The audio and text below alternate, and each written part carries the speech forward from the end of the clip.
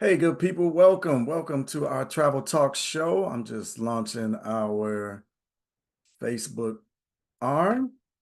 All right, so we should be good all over there. Hey, if y'all are watching me on Facebook, say hello to me there inside of our group. I appreciate y'all joining us here on Facebook and here in the Zoom live today. I am going to dive into our discussion. Where are y'all watching from? Hey, if you're watching again on Facebook, let us know. Not only participate where you're watching from, but also type replay in the comments. Do that for me. Let us know who is watching on replay. Most of you will probably see this on replay. All right, here I go. All right. Hey, I appreciate y'all joining me this morning, afternoon, depending on where you're watching from. Oakland is definitely the morning there. Appreciate you joining. Who is that? Amani. Hey, appreciate you. I am in the south suburbs of Chicago, Illinois today, and getting ready to get down and have some good conversation with y'all. I'm glad y'all showed up and getting ready to enjoy the conversation. At the end, I'll be sure to open up for Q&A. So if you have any questions or any concerns, we'll definitely make sure that we can answer that. But yeah, all right. I see Memphis is here as well. Thank you for joining us. I'm going to pull up my presentation, my discussion, I should even say. Share. There we go. All right. I'm trying to get into mode. Here we go. All right. So officially, welcome to Travel Talks. We are here to talk about our Sankofa experiences. Sankofa is a word in the Twi language of Ghana that means to go back and get it. Go back and get your past, go back and get your history, go back and get your culture and bring that forward with you. And we're doing that inside the Sankofa experiences, taking people to go see Black history and culture around the world. Today is Travel Talks, and this is where we commune to discuss the relevant issues centered around traveling to Africa, traveling to African diaspora, and answering any questions that you might have. But first, let me tap into our opening video. Welcome to Travel Talks, where we embark on a journey of discovery with Sankofa experiences, powered by Urban Intellectuals. I'm your host, Freddie Taylor, the CEO and founder of Urban Intellectuals, here to guide you through our African diaspora's rich history and culture. Sankofa Experiences is more than just travel, it's a movement. We dive deep into our roots across Africa and the diaspora, turning every journey into a powerful connection with our ancestors. Our mission? To make the exploration of Black history accessible, inspiring, and informative. Join us as we share insights from our travels, celebrate our history, and foster a deeper understanding of our collective identity. With Sankofa Experiences, every destination is a step closer to home. Let's explore together. Welcome to Travel Talks. Hey, welcome to Travel Talks. All right, so that's a good opening for the show and give you an overview of what we do here inside of Travel Talks and Urban Intellectuals. But what's going on in the company? I think a lot of you, if you, let me back up. I don't know how to act with company, y'all. Let me back up. How many of you, this is your first time? Give me a one in the comments if this is your first time on Travel Talks. Is this your first time here? Let me get a one. Oh, okay. Yeah. All right. See, I told you I don't be knowing how to act. I'll be assuming everybody is always familiar with us and what we do. As I mentioned, my name is Freddie Taylor. I'm the CEO and founder of Urban Intellectuals, and you're here with Travel Talks, right? So we are a Black history company that provides Black history education via our various products. We have 18 physical products that we sell, including our Black History flashcards and many other items that are available. We teach live Black history classes to children inside of our Sankofa Club. And then we also teach live Black history classes to adults inside of our Urban Intellectuals membership. And then we take people on travel experiences through our Sankofa experiences, Black history travel experiences, right? Around around Africa and the diaspora. We're starting to expand beyond the continent. But yeah, so that's like the totality of the company that we do. And again, here on this show, we want to dig into some travel related issues and concerns, then answer any questions that you might have, of course, as well.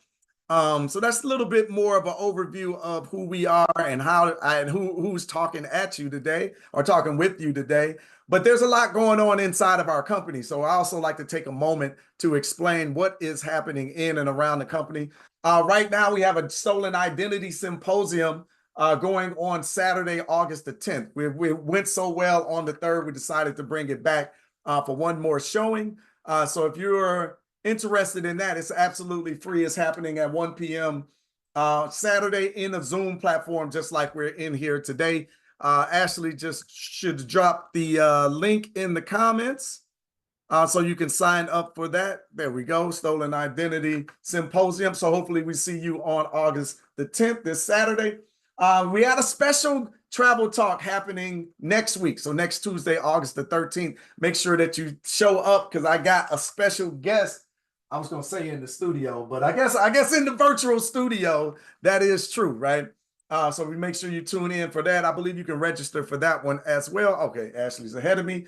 She dropped that down in the comments. And then we got a Morocco info session happening. Oh, that says Saturday, but that should be Thursday, August the 15th. Thursday, August the 15th, we got a Moroccan info session where we'll dive deeper into our specific travels to Morocco, but I'm going to unveil 5 things they never tell you about Morocco, right? Relating to Black history and culture. That's what we're going to talk about on Thursday. Again, that's Thursday, August the 15th, and that link should be in the comments as well. All right. But are you ready to explore West Africa? All right, give me a yes in the comments if y'all with me and you're ready to explore West Africa. Let's have a good conversation today. I hope to leave you with some things to think about. I hope to inspire you a bit. And I hope to expand your horizons a little bit when it comes to particularly West Africa, right?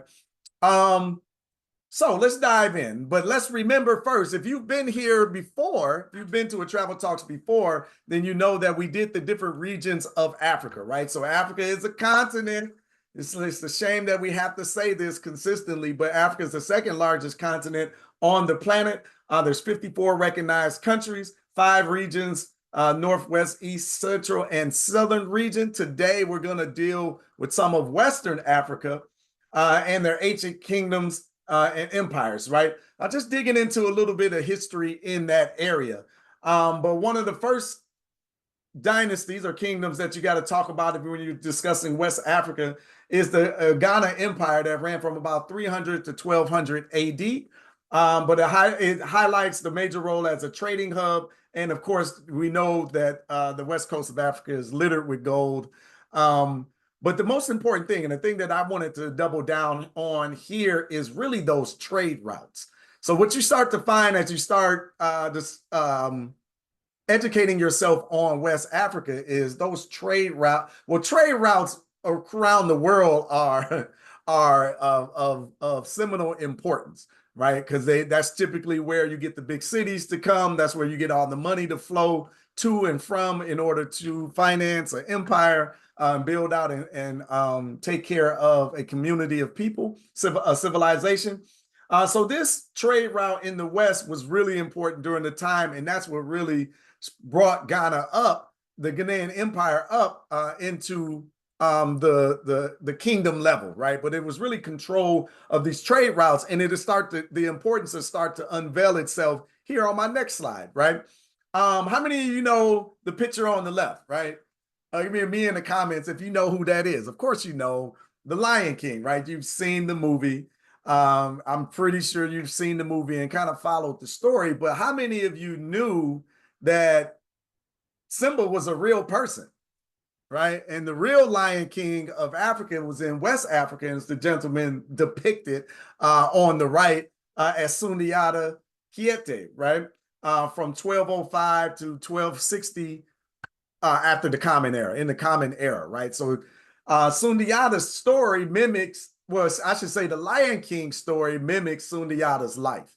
But he's the one that kind of took over those trade routes, those really important trade routes that we talked about in West Africa, and he built the Kingdom of Mali, right? So the Malayan Empire kind of takes over this region in West Africa, but most importantly, those trade routes. And then they are the ones that are at the center of, introducing university settings, library systems into West Africa. But that trade route was really important. But they started to build a university there at Timbuktu.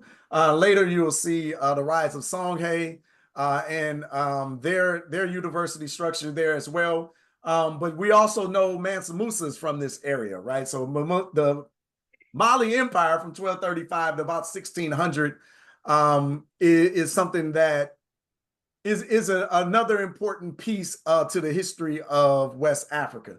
But Mansa Musa, who we know as the richest person that has ever lived, inherited this empire from Sundiata and is really one of the more famous figures out of this particular region.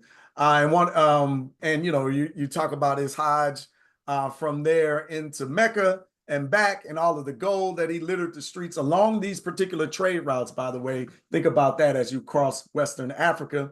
But yeah, so a lot of that this is a lot of the reason it became the center of learning there in not only West Africa, but in the world. People would traverse the world in order to come and learn again at the feet of the Africans. But along came the empire of Songhai, and their golden age from 430 to 1591, which that and is an interesting time period to me. And I'm going to talk a little bit about what happens around that time in the West and what I believe really depicts the fall of,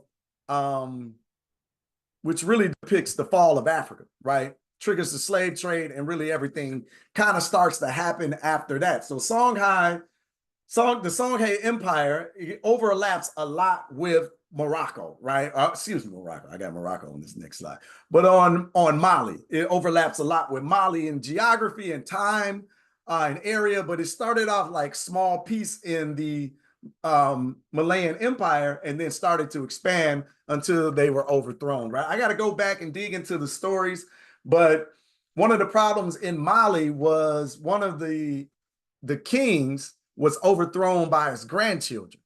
This was in like 1491, which is an interesting time period because the Moors are falling in Spain, if you're familiar with the Iberian Peninsula, right? So the Moors went into Spain in like 700 AD and ruled until 1491. You're familiar with this story, but it sounds like King Ferdinand and Isabella got together and defeated the evil bad guys, and Christopher Columbus sails west in 1492. But in 1491, that was the end of the Moorish Empire there in Spain. And that's relevant to the story because after Songhai fell, right, in 1591, something else happened during that year. So Songhai is around, but they're on the downslope. The Malayan Empire shifted and moved. It got a little bit smaller, but up until this period, they had controlled, again, those important trade routes. The Ghanaian Empire went further south and more into the area where they are currently on the map. And in particular, the Akan people maintain their strength and their culture in the area. The Akan people, the Ashanti is one of them. But on our trip, when we go into Morocco, we got Morocco on the brain. When we go into Ghana, we actually go into the Ashanti Kingdom, and we have a great experience there. But we'll talk a little bit more about that. But I wanted to take you into 1591 because something significant happens in the region, right? And what happens is, remember, we are 100 years from the fall of the Moors in Northern Africa and in Spain, correct? And then from there, I'm just trying to make sure I get all of my stuff back up. Y'all can see my site, y'all can see my screen, right? Yeah. Okay. So what happens there is the Moroccan War, right? This is, to me, this is like the missing piece in our conversation because I always wonder what happened, right? And I say, before I get into this, I gotta like set it up a little bit more too. I always wondered like what happened, right? Like how exactly did we end up in this place? And it wasn't until recently, I listened to Dr. Clark all the time, right? John Henry Clark. and I would say more recently, maybe less than a year ago, though, I'm listening to one of his lectures and he mentions the Moroccan War. And I started to dig in a little bit. It ties to something else in my experience, right? So many of y'all know we got dual citizenship because we are Mende out of Sierra Leone. So we have dual citizenship into Sierra Leone. But Sierra Leone and the Mende in particular used to be part of the Malayan Empire, right? When you start to trace them back and I'm trying to figure out our route, right, to our family. But that led me into the Mali Empire, the Malayan Empire, right? And then when I read this I listened to Dr. Clark talk about the Moroccan War, and this is what scattered the Mali Empire, the Songhai Empire. Again, all of this kind of overlaps, right? And I got to go through and start to parse it out and figure out the exact details. But the important thing is there was an attack from Morocco into this region of Mali, this Mali Songhai Empire. They were attacked by the Moroccans.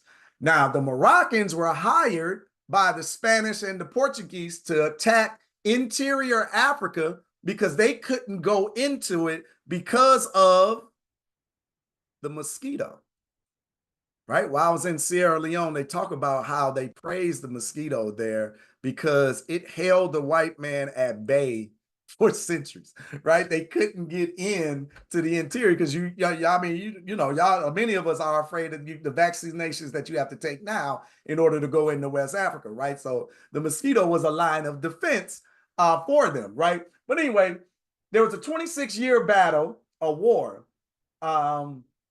in this area of Mali, and their empire from 1591 to 1617 AD, right, or in the Common Era. Again, Spain and Portugal paid the Moroccans to attack. I talked about the mosquito, but they supplied them with weapons. They supplied them with guns. The gun, right, which is the big technology around this time that's really turning the tide. But it weakened the interior of Africa. But even without the gun, the Africans held them at bay for 26 years, right? This is a long, arduous war. But when you start to see that once they fail from the interior, the flood to the exterior, the Portuguese have already been sailing the Horn of Africa, stealing Africans for hundreds of years at this point, right? We act like everything started in 1619, but nah, the Portuguese built the Elamina slave dungeon in 1481,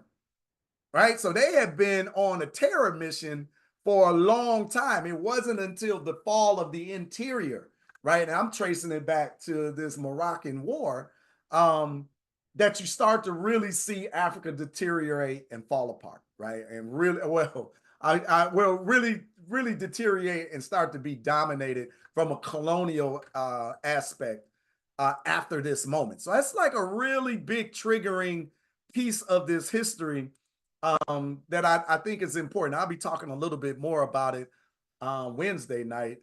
Actually, we didn't prep for that. We got our story started before slavery conversation coming up Wednesday evening. There's always a lot going on. I've got to keep going, right? So that was a little bit of the pre-slavery, what happened era. How did we get to that moment? But since then, you had the colonial era.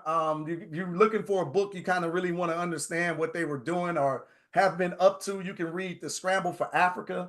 I mentioned that a lot of times. It's a lot of great information in that book. It's a really thin book. I actually have it right here. Y'all can see me. It's super thin. But it just gives you a lot of meat on the history of what was transpiring. You get the independence movements happening. And one of the key people to remember is Kwame Nkrumah. That's who's pictured here. But he was they were the first African nation to gain their independence out of the colonial era in 1959. He's a Pan-Africanist and believes in bringing the people together. We'll talk a little bit about that. But Ghana, he was a very important person to the movement, right? But post-colonial era, you still got nation building happening, discussing the challenges and successes of building these stable nations and modern influences in the region, like ECOWAS, right, which is the Economic Community of West African States. I'm glad that was up there because I wasn't going to get through that.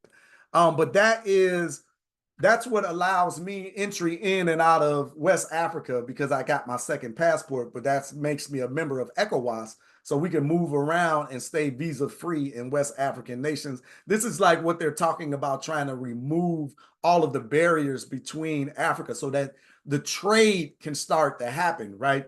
So the colonial powers put these bans on Africa and wouldn't even allow Africans from the next country over to get in, and they made it all expensive and a real tough environment so that they can't work and trade with one another, right? So a lot of those vestiges of colonialism are starting to fall by the wayside, and people are starting to come together. So it's a real exciting time on the continent. We talked about, well, I needed to talk about, show you many of the diverse ethnic groups that are there, that live there. We're trying to humanize the continent, right? We kind of just see them as savages as being depicted by the West for so many years. But a lot of diversity there. Many of the ethnic groups, such as the Yoruba, the Hausa, the Khan, I mentioned the Ashanti, the Mandi or Mende, languages. There are hundreds of languages and dialects that go through. What's really impressive, I was just talking to somebody and they were in South Africa, and it was like, man, you know, it's really kind of embarrassing to be around people who know 4, 5, 8 languages and all you got is one, right? Like they just talked about just noticing that they were in South Africa hanging out. But when you're on the continent, people speak multiple languages all the time. It's not an uncommon thing at all, right? Something that we should probably start to get into, I would say. All right, cultural practices, there's festivities, like you can see it all, right? In Nigeria, the Panafest in Africa, or excuse me, in Ghana, music and dance, the culture, the highlight, Afro beats. It's just always an exciting place. Islam and Christianity are still the predominant religions in the area, but many of the traditional cultural religions and belief systems still exist. So that's always great to see and be a part of. In contemporary times, the key industries still are agriculture, oil, mining, tourism is growing. Depending on where we're talking about, diamonds are still important to Sierra Leone and gold to Ghana. Oil obviously is coming out of Nigeria. They got many opportunities. The youth and the youth and the involvement of the youth on the continent is really exciting. Right, they got the budding tech industries that are growing, particularly in Nigeria. And Nollywood is bumping. How many of y'all be watching those Nollywood movies? Y'all, you can admit it. You're amongst friends. You're amongst friends. I watch them. But some of the major cities are Lagos, Nigeria, Accra, Ghana, Dakar, Senegal. There's a lot of urban challenges with all the growing, but they're building out their infrastructure. It's all starting to come together. That's what kind of really makes it exciting. But I talked about the youth, their innovation and their involvement. But the diaspora is starting to wake up and starting to get involved in all of this. So that really excites a lot of us. I think that we are missing out by staying on the shores of America and not trying to engage the continent. But these are the opportunities that we're creating. I just had to bring up the dungeons because a lot of people ask, you know, well, what is it like? When you're there. Unfortunately, right? I've been in the dungeons here in Elamina, in Slave Coast, 2 dungeons there in Ghana, West Ghana. I've been to Bunce Island in Sierra Leone. That's the home of the trade there. I've been to Kunta Kinte Island in Senegal. I've been to Gori Island in Senegal, where you know, Door No Return sits there. They all are nasty and it's heavy, right? But let me share a little bit with you. You can kind of see for yourself. Now this sow is called a condemned sow, the African sow. A sow created for our ancestors who were kept in the dungeons. But they were not cowards. Despite the unfortunate treatment in the dungeons, they were fighting for their freedom. They were fighting for their release. But to them, they saw them to be a threat. They regarded them as rebellious and as punishment. Such ones were taken out of the dungeons, put them in chains, brought them here, locked this door, and they starved all of them to death. No food, no water. No African came into the cell and returned alive or left alive.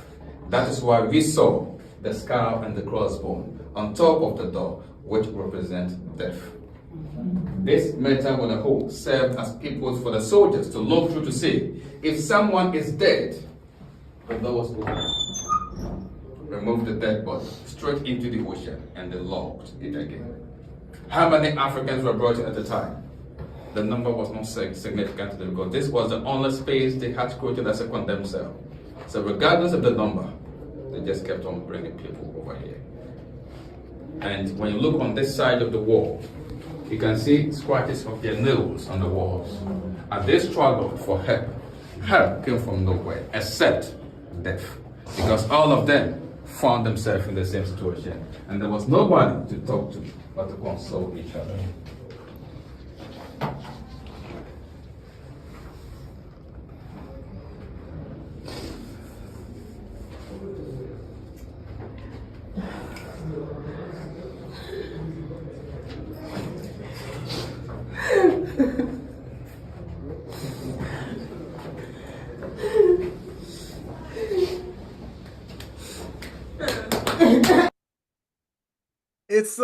It's quite an experience being there and realizing like, man, this really happening, right? So it's hard to be there. I'll never lie to you about that, but it's so encouraging and empowering. It's really empowering. You just kind of got to come and experience it. It's really empowering in turn because you know that somebody in your lineage had the intestinal fortitude to survive something like this. So to see it and experience it yourself is something else. And of course, they're just stuffing them in the cells because they're just grabbing more and more bodies. Here's a little bit more. All right, we are walking into the slave dungeon here in Elmina, right off of the Atlantic Ocean. Check it out. Yeah, that's right at the Atlantic Ocean. So you're walking in and man, it's just insane. The first room that we entered took about 100 women. About 150 enslaved women were also brought into this dungeon alone. These are original floors that our ancestors who ended up here were lying, sleeping, sitting, defecating, urinating, vomiting, and menstruating. The floor was full of human feces, urine, blood, vomit. These doors, this one, the one that we came through, were locked with wooden gates to prevent anyone from escaping the dungeon. As a result, the only sources of ventilation or light came from where the onion bars are, this side and this side. But due to the poor ventilation sources, they decided to ease the pressure by having additional ventilation operated, and this wall was created. But unfortunately, it connects to the magazine where they kept their guns and gunpowder. Yeah, man, it's just a heavy scene and a heavy realization. And believe it or not, this is like the sanitary cells, right? Y'all see that it's open, it's breezy. When they take you down in the dungeon, we just showed the other ones. So they take you down in the dungeons and you're like underneath. There's like a tiny hole, maybe 30 feet up. It's about this big, and that's the only ventilation. And people are there anywhere from, a couple of weeks to a couple of months, up to 3 months, there in that space, right? They're not cleansing the area, right? Like it's not a sanitary environment. It is something to experience. When you get down there and everybody turn those lights off, man, it get real. It's a chilling experience, but I'm telling you, the empowerment that you feel when you come out of this experience, for seeing for yourself what somebody endured, whether it was there in Elmina, whether it was on Bunce Island, whether it was Goree Island, whether it was off the coast of Angola, or not, like wherever it was been, there was an experience that somebody in your family survived. And it's giving us the opportunity to the opportunities that we have. Oh, we do got a little bit more. Oh, Ashley, you was working this one out. All right. I love it. All right, check this out. Here's a little bit more. This is Gory Island. So this is Senegal. So we're outside of Dakar, Senegal, here on an island, right? You're taking a boat, a ferry ride over there, and then go have this experience.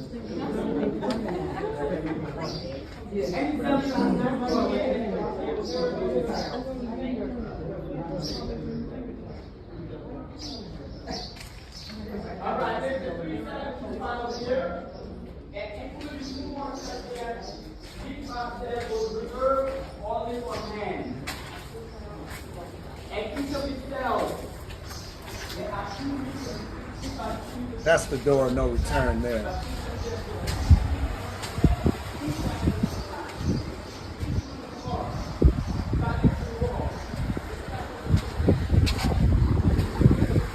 How close that water is.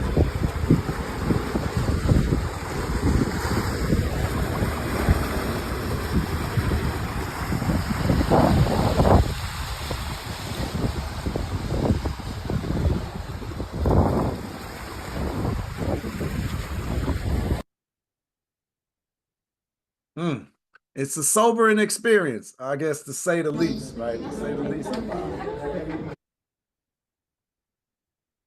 Oh, we got more. They were basically subhuman trafficking. Because that just defies humanity. The cruelty defies humanity. Let me add, urban intellectuals, we call them what they are, psychopaths. Human trafficking is too dignified of a word. These are psychopaths. Because who would imagine doing anything like this other than a psychopath? To human beings, right? And you're right, they didn't steal slaves, they stole iron workers, they stole rice farmers, they stole archaeologists, agriculturalists, these were scientists, these were mothers, they were fathers, they were children, beautiful people. One more picture. You got to get your pictures in. But yeah, it's a deep conversation. So we during these adventures, right, we get an opportunity to discuss what we've experienced. Whether we're on the bus, whether we're at dinner, where we're walking around, while we're in the experience, having it, because it's a lot. You gotta get this stuff off your chest because it is heavy. But you're there with a group of people who understand that is grappling with with the same things that you're grappling with during this experience. But it's not all just crying and tears, right? Sometimes we have some beautiful experiences as well, like this one. I'm going to share a quick video. This is at the Ashanti village. So we go visit the Ashanti people and have this experience in Ghana. So we take a flight into the center of Ghana, which is where the Kumasi is. That's where the home of the Ashanti there in Ghana, right? It's in the middle of the country. Accra is closer to the Atlantic Ocean down southern Ghana. But we go and have this experience. This is a good one. Listen to this testimony. In America, my name is Crystal Taylor, and I was born and raised in East St. Louis, Illinois, and currently live in the south suburbs of Chicago. But just now today, I have been given my Ghanaian name of Adwa Mansa. It's Adwa Mansa. Mansa. Adwa Mansa. Adwa Mansa. And today, when I saw what was going to happen on this trip, I knew that this would be the moment that would break me.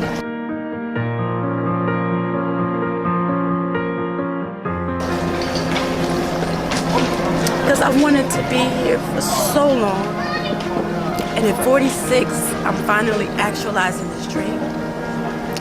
And I feel such a connection, such a warmth and welcome from our African family. And it means so much because in America, we've been taught that we're not liked here, we're not wanted here.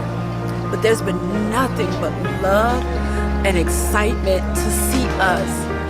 And today, to be given my name from the village chiefs, I can't explain how it feels. And I can't stop crying.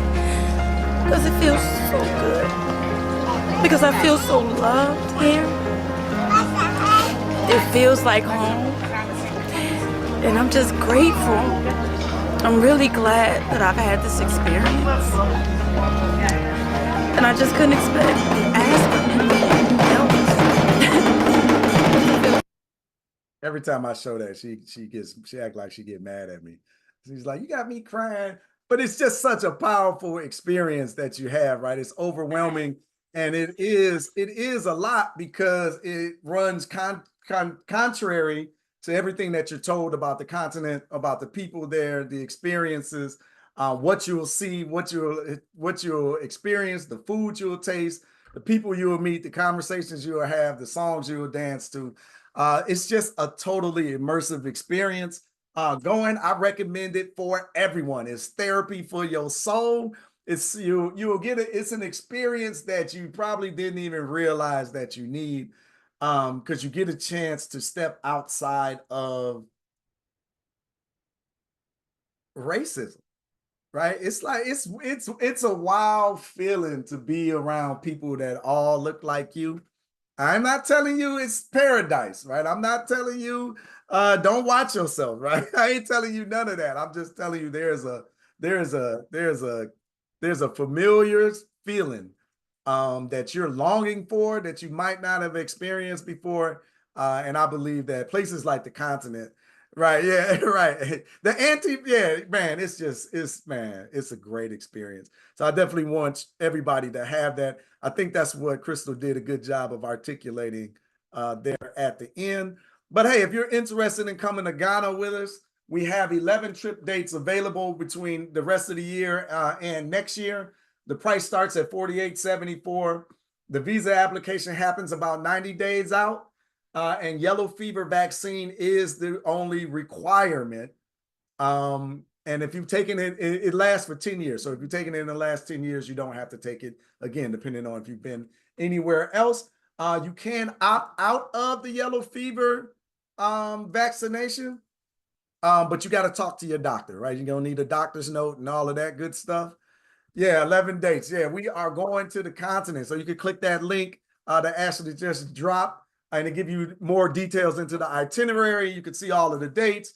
You can make your decisions and all of that. But like we are going back and forth. We're taking people home to see the continent. Hopefully you will join us there. But that's not it. We also got a Senegal excursion as well, right? So you go to Senegal and the Gambia. If you look back into our group notes, oh, Ashley, we're going to have to change the videos over. But we shared a lot. We were just there in May. I was just there with the group there in May, having a great time. Yeah, you can search on YouTube. Yes. Yeah, so Senegal and the Gambia, price starting at $44.24. You get your visa upon arrival. No vaccinations are required. 2 dates available, January 24th through February 2nd in May, and coming up 2025, and then May 6th, through the 15th, 2025. So we're going back to have that Senegambia experience. In my opinion, Senegal got the best food on the continent, right? Like I'm just going all the way there, right? I ain't been everywhere. I got a lot of food to eat. But if you're a foodie, this is a great experience for you. Make sure you check that out. Hey, and then we're going to Nigeria and the Ivory Coast. 5,074 is the starting price. The e-visas are available. Yellow fever, again, is required. There's only one date. So until this one fills up, that's your only shot, right? At least with us going to Nigeria and Ivory Coast, September 29th through August the 9th, 2025. Do you have any questions before maybe somebody asks? We don't have our 2025 dates available yet, but that is coming up for sure. Any questions from me? You can raise your Zoom hand and ask the question directly, or you can type it down in the comments. Either are is good with me.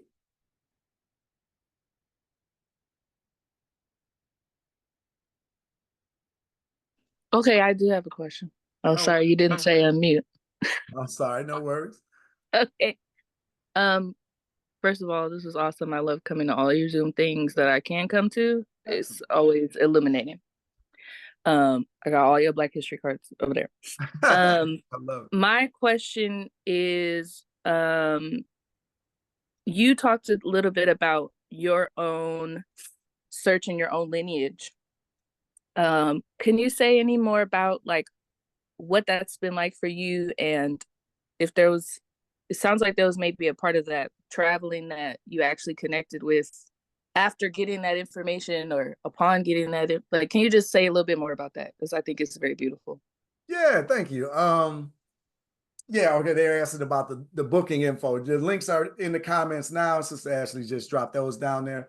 Yeah, I've been interested in this for a long, long time, but I started doing African ancestry. So we go to African ancestry, and I traced. That's why I did I've done all of them now. The matriarchal line. So I've done that, and that's where we trace back to Mende with my mom. Then my wife's the same.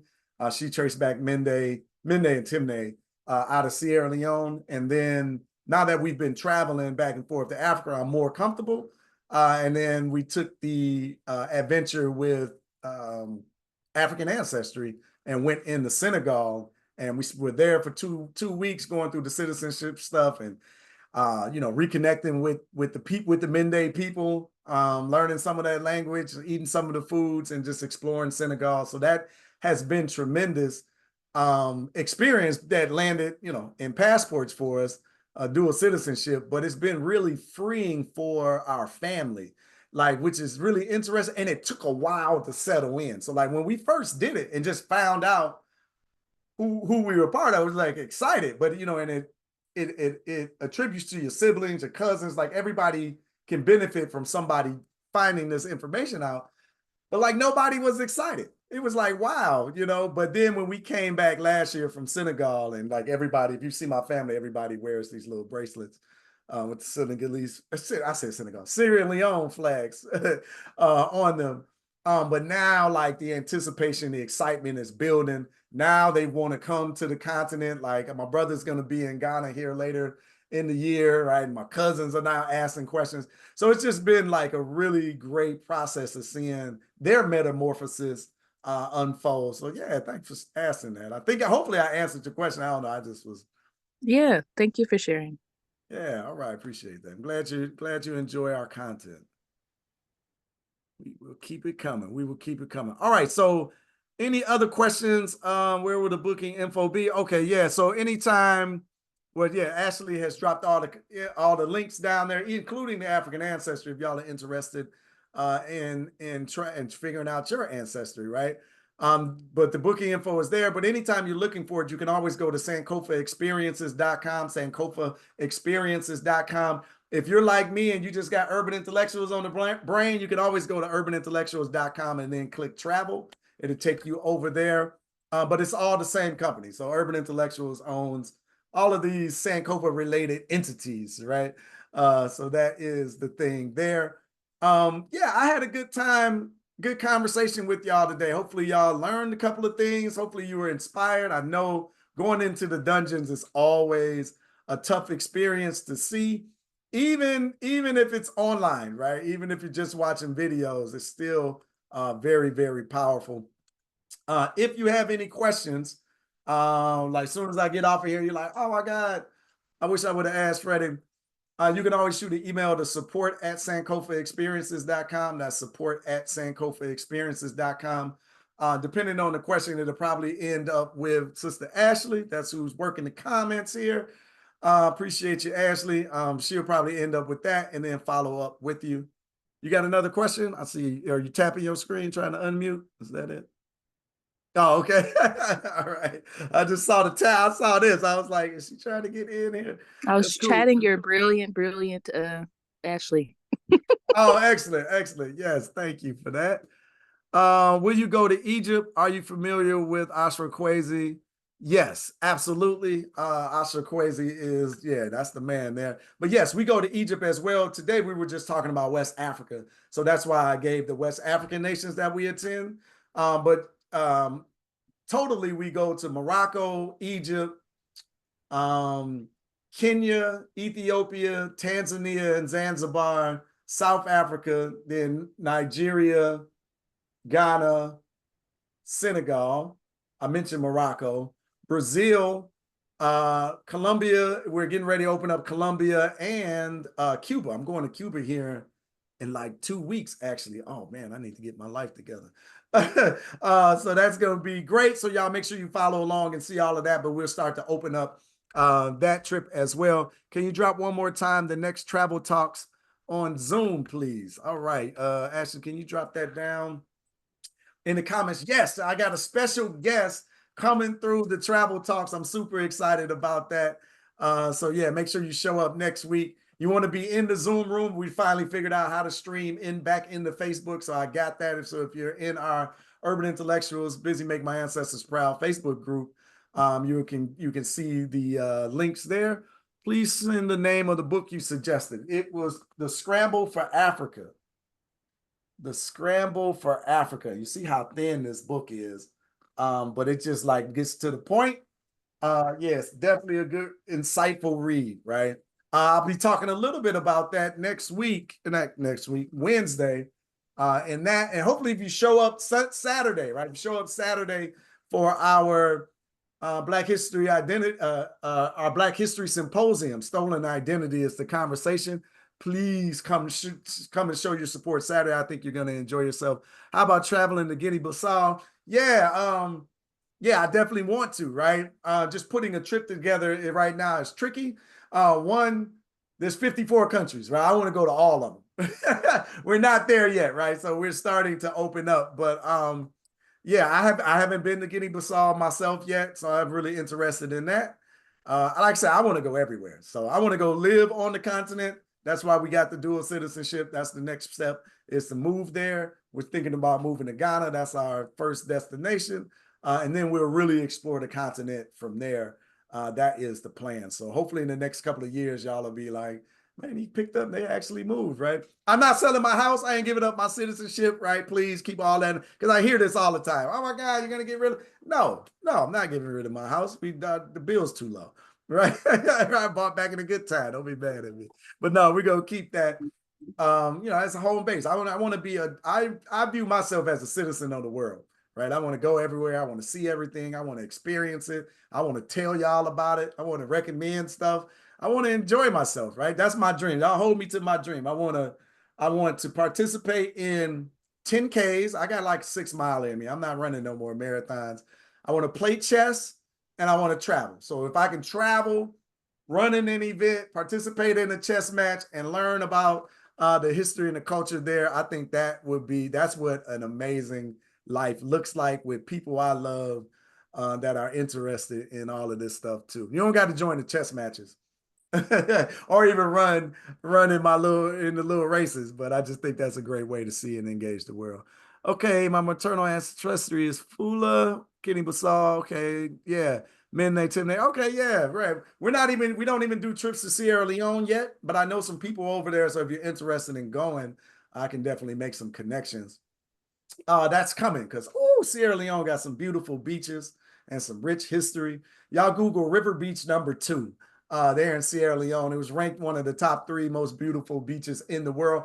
I think it's #1 because at night when all them Black folks is out there, it's absolutely stunning. But the white sand beaches, the mountain range in the background, the greenery, I ain't seen nothing that can touch it. So anyway, something for you to think about. River Beach #2. All right, that's going to do it for me here at Travel Talks. Good people, I appreciate it, y'all hanging out with me during your lunch hour or during the teachers' final days. I know we got a lot of teachers out here. It's almost showtime, back to school time. But I appreciate y'all. This is just our outro video, give you a little bit more about the company. I appreciate y'all. Peace and blessings. Thank you. Hey, thank you. Greetings, I'm Freddie Taylor, CEO and founder of Urban Intellectuals, and we are behind the Sankofa experiences. This is where Black history travel made easy is not just our mantra, it's a promise. Our mission? To reconnect you with your roots, your culture, and the history of the African diaspora. Now spanning across 10 African nations and the vibrant cultures of Colombia and Brazil, the Sankofa experiences is expanding. We've crafted curated group travel experiences that do more than just visit. They immerse, they educate, they transform. From the historic forts of Ghana to the bustling markets of Nigeria, the serene beaches of the Gambia to the rugged mountains of Morocco, and beyond, even South Africa and South America, each destination holds a special place and part of our story. Embarking on these Sankofa journeys means more than just exploring more landscapes. It means walking in the footsteps of the ancestors, embracing the diversity of our heritage, and seeing the world through a lens of understanding and appreciation. It's a group experience where every traveler is a thread in the fabric of the shared narrative, making the journey safe, engaging, and unforgettable. So are you ready to embark on this adventure? To explore, to learn, to celebrate the legacy that connects us all. Join us in the Sankofa experiences, proudly powered by urban intellectuals. The only thing missing is you.